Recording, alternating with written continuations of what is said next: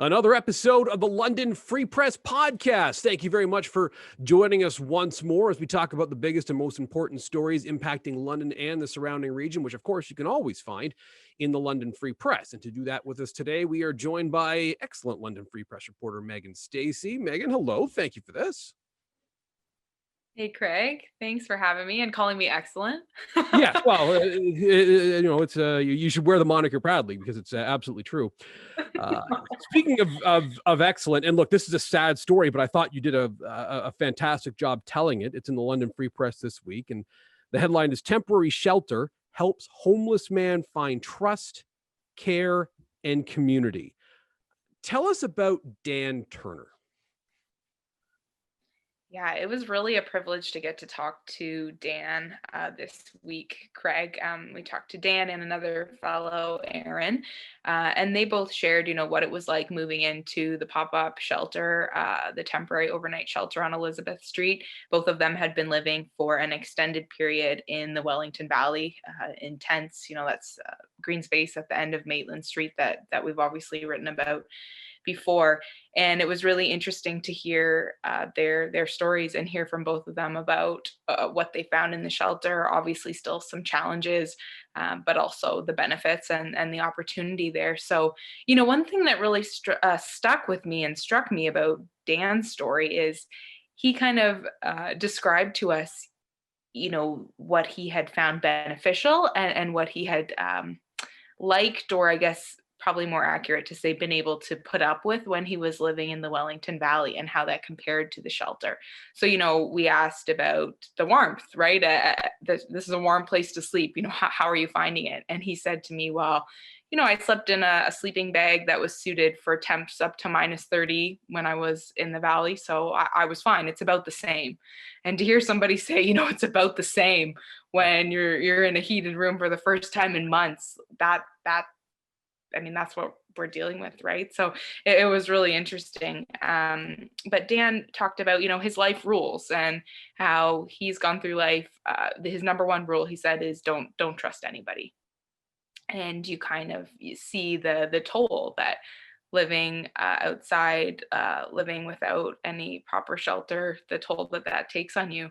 And it was in the story as well, Craig, but what really, I think one of the most poignant things that Dan said was that he wished people took more time to understand homeless people, that he wishes that Londoners took more time to get to know them, learn people's names, use their names, and treat people who don't have homes like the Londoners that they are, rather than this us versus them idea. And he talked about people gawking, how you get used to people judging. Yeah, he specifically recalled somebody driving by in a Jaguar, and kind of gawking at homeless people who were living outside, and just the disconnect that you feel when you're on the other side of it. He called it the London homeless safari, a little joke that some of he and his friends would share, because that's what it felt like, right? As if people were coming to gawk at animals on a safari.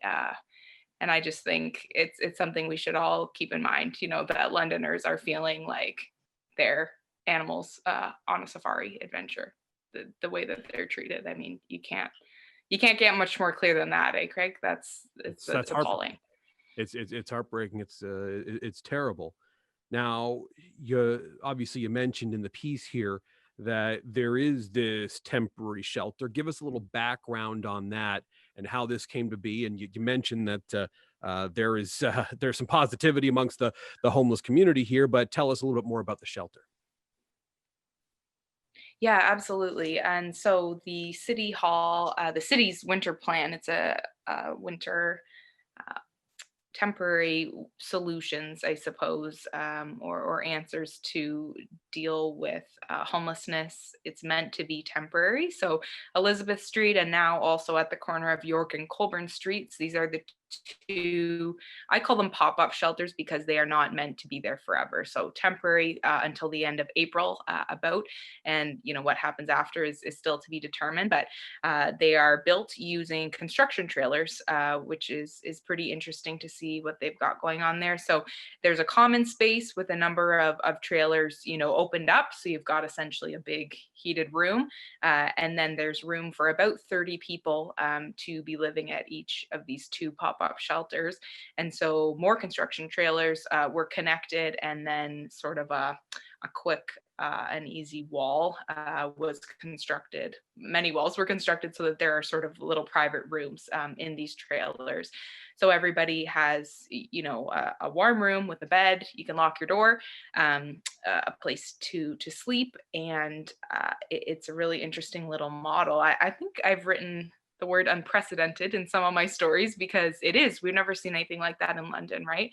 And something else that's really interesting, Craig, and might not, everybody might not agree with this, but one thing that I found fascinating is that there's a real model, sort of an opposite model that you might expect to find at an emergency shelter, where they've really made a point to ask everybody coming in, what is it that you need? How do you want to see this space run? It's a very, rather than kind of the top down, here are the rules you're agreeing to by sleeping here tonight. It's very much of how do you want to see things run and what would make you feel comfortable? And that is really interesting. I don't know if it's a model that we've seen before. And so there's a coalition of outreach workers, and I think a couple people, coming out of retirement to help operate these two pop-up shelters and some day space as well. So that's the WISH coalition that we've written about, stands for the Winter Interim Solution to Homelessness, run by a number of different agencies and individuals that are kind of, providing the person power to keep these things running.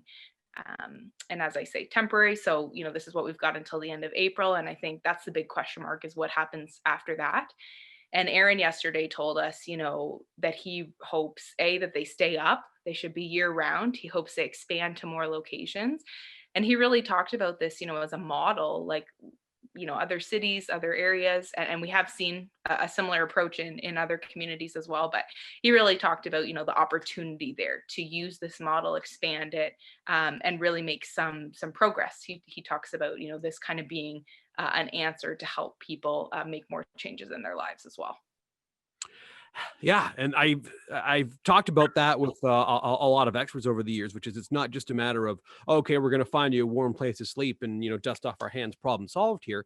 It's a matter of, okay, how do we help these folks who want help to improve their lives and get back on their feet and have a regular space that's their space, so they're not depending on these shelters. So this is kind of step one in that, right? Is that how the people who have put this together envision it?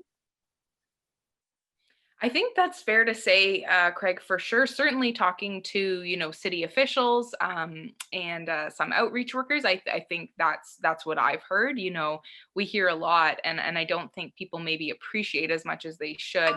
It's kind of that important survival element, right? When you're living outdoors, you're living in a tent down by the valley, like your focus every day is surviving, in large part.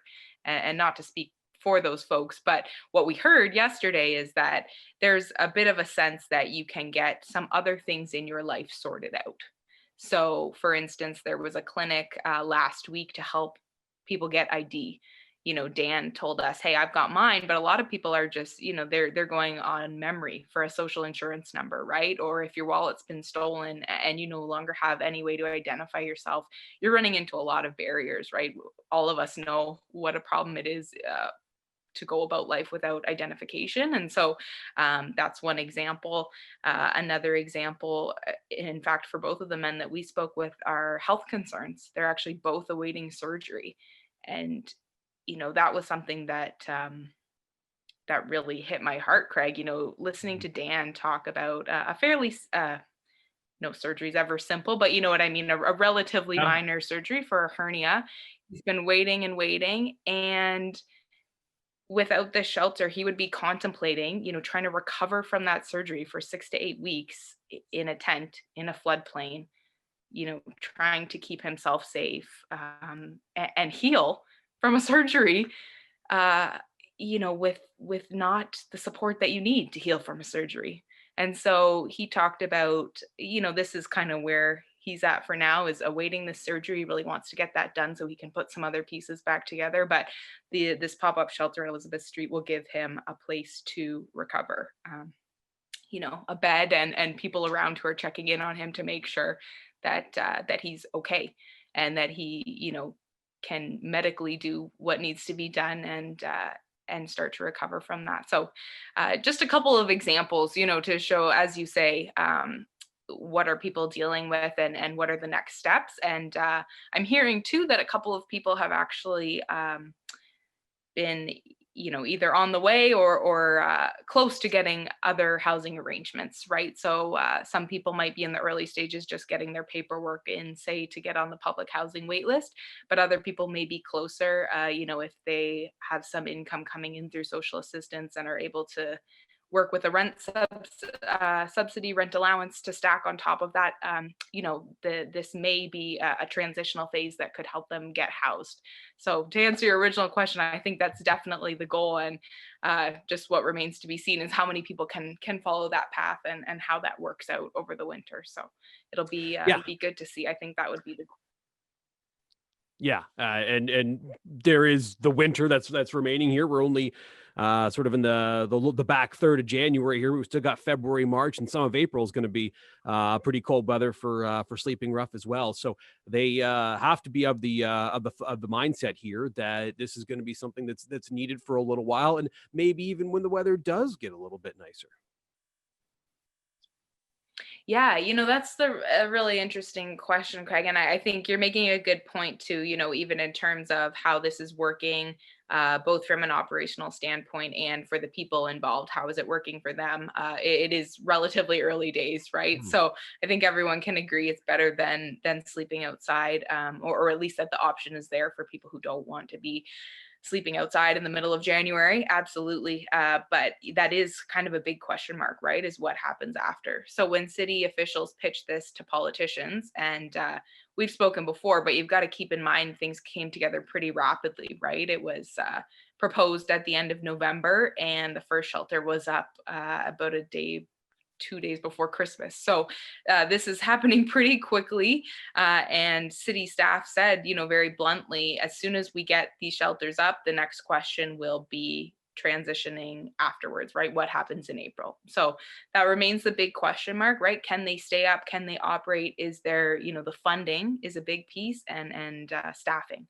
I think those would be two barriers, say, to keeping something like this running year round. Not to say you couldn't overcome them, but we're talking about a more than $2 million plan right now. So that's a lot of provincial and federal funding that's come to the city specifically for COVID relief, and dealing with vulnerable populations amid COVID. So continuing this, year round, if that's what everyone would like to see in London, there is still that question of how are you going to fund that?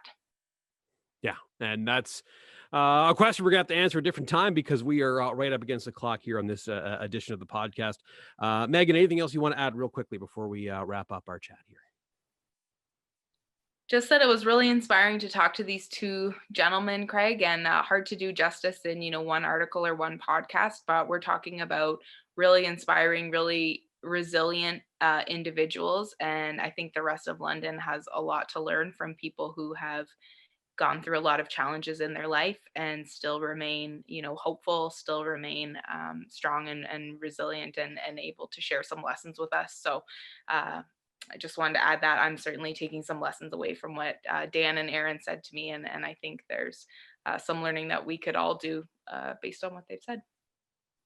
All right. Well, we'll leave it there. Megan, again, it's a fantastic piece, and I suggest you check it out if you haven't seen it yet.